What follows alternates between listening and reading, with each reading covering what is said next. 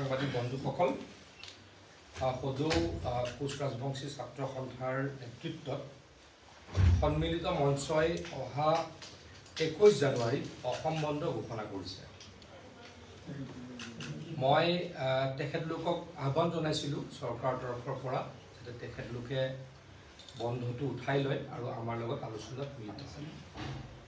যোৱাকালি তেখেতলোকৰ এটা উচ্চস্তৰীয় প্ৰতিনিধি দলে আমাৰ লগত কেইবা ঘণ্টা জোৰা আলোচনাত মিলিত হৈছিল আৰু মিলিত হোৱাৰ পাছত তেখেতলোকৰ দাবীসমূহৰ বিষয়ে আমাক জ্ঞাত কৰিছিল।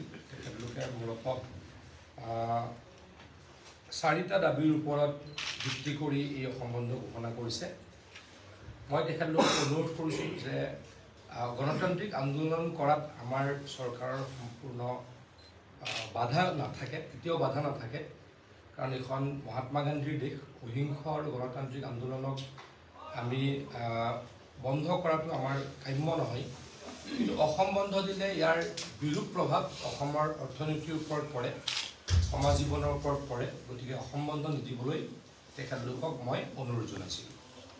তেখেতলোকৰ উচ্চস্তৰীয় প্ৰতিনিধি দলে আমাক ক'লে যে তেখেতলোকে যিসকলে বন্ধ ঘোষণা কৰিছে, আচলতে কালি যিসকল আহিছিল, যিকেইটা সংগঠনে বন্ধ ঘোষণা কৰিছিলে তেখেতলোকৰ প্ৰতিনিধি আহিছিল।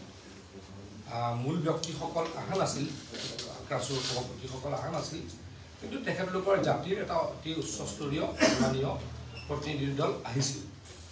তেখেতলোকৰ আগত আমি ক'লোঁ যে অহা জানুৱাৰীৰ শেষ সময়ত, এই জানুৱাৰীৰ শেষ ভাগত মানে মুখ্যমন্ত্ৰী ডাঙৰীয়া যিহেতু ভাৰতবৰ্ষৰ বাহিৰত আছে, এডভান্টেজ আছামৰ কাৰণে তেখেতে ৰোড শ্ব' কৰিবলৈ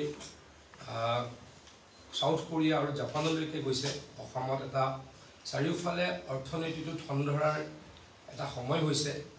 ইণ্ডাষ্ট্ৰিয়েলাইজেশ্যন হোৱাৰ কাৰণে অসমত অসম চৰকাৰে দৃঢ় পদক্ষেপ লৈছে। সেইখিনি সময়ত বন্ধ ঘোষণা কৰিব নালাগে, তাৰ কাৰণে তেখেতলোকক অনুৰোধ জনালোঁ। আৰু যিহেতু মুখ্যমন্ত্ৰী ডাঙৰীয়া নাই, মুখ্যমন্ত্ৰী ডাঙৰীয়া আহিলে তেখেতলোকৰ লগত এখন সৌহাৰ্দ্যপূৰ্ণ আলোচনা কৰিম বুলি মই তেখেতলোকক প্ৰতিশ্ৰুতি দিলোঁ। তেখেতলোকে তেতিয়া আমাক কৈছিলে যে এই কথাখিনি আপুনি সংবাদ মাধ্যম যোগে ৰাইজক কওক, তেতিয়া আমি তাৰ ওপৰত সিদ্ধান্ত ল'ম। গতিকে শ্ৰদ্ধাৰ কোচ ৰাজবংশী ছাত্ৰ সন্থাৰ সভাপতি ও বিষয়ববীয়াসকল আৰু সন্মানীয় সন্মিলিত মঞ্চ, আপোনালোকক মই অনুৰোধ কৰিছোঁ আপোনালোকে এই অসম বন্ধ যাতে উঠাই দিয়ে আৰু অসম বন্ধ উঠাই দি অহা 30, 31 বা 1 ফেব্ৰুৱাৰী কৈছোঁ মই, মানে লাষ্ট উইক অফ জানুৱাৰী আৰু ফাৰ্ষ্ট উইক অফ ফেব্ৰুৱাৰী। যিহেতু মুখ্যমন্ত্ৰী ডাঙৰীয়া অসমৰ বাহিৰত আছে, ভাৰতবৰ্ষৰ বাহিৰত আছে, আৰু এই কথাখিনি মুখ্যমন্ত্ৰী ডাঙৰীয়াৰ নেতৃত্বত আলোচনা কৰিলেহে কিছু সমস্যা সমাধানৰ বাট ওলায়। গতিকে সেইখিনি কৰিম বুলি আমি প্ৰতিশ্ৰুতি দিছোঁ। আৰু মই আকৌ আপোনালোকৰ যোগেদি সদৌ কোচ ৰাজবংশী ছাত্ৰ সন্থাৰ নেতৃবৃন্দক, সন্মিলিত মঞ্চৰ নেতৃবৃন্দক 21 তাৰিখৰ বন্ধটো উঠাই ল'বলৈ অনুৰোধ কৰিছোঁ। তেখেতৰ কেইবাটাও দাবী, জনজাতিকৰণৰ দাবীটো অত্যন্ত তেখেতলোকৰ গুৰুত্বপূৰ্ণ দাবী। কমতাপুৰৰ দাবী, কমতাপুৰৰ ৰাজনৈতিক সমাধান তেওঁলোকে দিল্লীত ত্ৰিপাক্ষিক বৈঠকৰ যোগেদি সমাধান হোৱাটো বিচাৰে। আৰু জনজাতিকৰণৰ বাবে মন্ত্ৰী গোটৰ এটা প্ৰতিবেদন তেখেতলোকে ভাৰত চৰকাৰক দিব লাগে বুলি কয়। কেইবাটাও দাবী আছে। আৰু কেৰলৰ লগত তেখেতলোকে আলোচনা প্ৰক্ৰিয়া আৰম্ভ হোৱাটো দাবী তেখেতলোকৰ।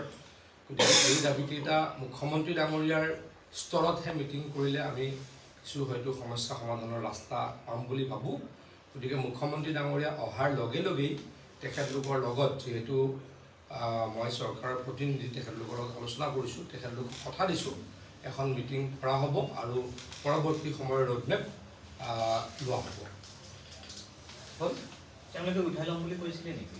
তেওঁলোকে কোৱা নাই এতিয়ালৈকে। তেখেতলোকৰ লগত আলোচনা মোৰ সৌহাৰ্দ্যপূৰ্ণ আছিলে, কিন্তু কালি যিসকল ব্যক্তি আহিছিল, যিকেইটা সংগঠনে বন্ধ দিছিল, তেওঁলোকৰ উচ্চস্তৰীয় প্ৰতিনিধি আছিল। গতিকে তেওঁলোকে ইমিডিয়েটলি একো ডিচিশ্যন দিব পৰা নাছিলে, কিন্তু আলোচনা সৌহাৰ্দ্যপূৰ্ণ আছিলে। তেখেতলোকে স্বীকাৰ কৰিছিল যে আমি আমাৰ চৰকাৰখনৰ দিনতেই কোচ ৰাজবংশীসকলৰ কাৰণে 13টা মেডিকেল চিট আমি ৰিজাৰ্ভেশ্যন দিছোঁ। আমি বিভিন্ন কলেজ, বিভিন্ন ইউনিভাৰ্চিটি, ইঞ্জিনিয়াৰিং কলেজ, আনকি IIT সমূহলৈকেও আমি কোচ ৰাজবংশী হওক, আমাৰ আহোম জনগোষ্ঠী হওক, মৰাণ মটক জনগোষ্ঠী হওক, আমাৰ চাহ জনগোষ্ঠী হওক, বিশেষকৈ যিসকলে যিকেইটা 6টা সম্প্ৰদায় জনজাতিকৰণৰ কাৰণে দাবী কৰি আহিছে, আন্দোলন কৰি আহিছে, তেওঁলোকৰ কাৰণে এইখিনি ব্যৱস্থা ইতিমধ্যে আমি লৈছোঁ। গতিকে বহুখিনি সমস্যা আমি সমাধান কৰিছোঁ। আলোচনা বিলোচনাৰে পৰৱৰ্তী সমস্যাসমূহো সমাধান হ'ব বুলি মই অনুভৱ কৰোঁ।